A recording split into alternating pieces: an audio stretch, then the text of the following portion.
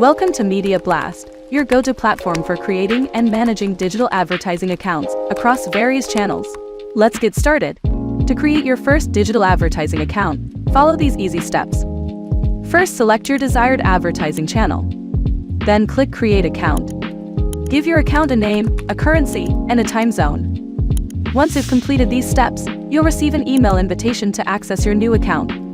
Now you can access all your data in the dashboard. The account spend shows how much has already been spent.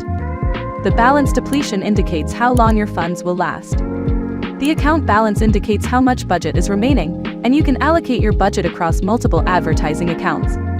In the user management section, you can grant access to team members or remove them as needed.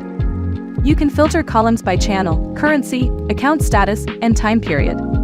In the Payment History tab, you can keep track of transactions, wallet top-ups, and balance additions. Head over to the Policy Guides tab, where you'll find helpful articles and guides for best practices to maintain a quality account. And that's it, you can start creating and managing ad accounts with Media Blast.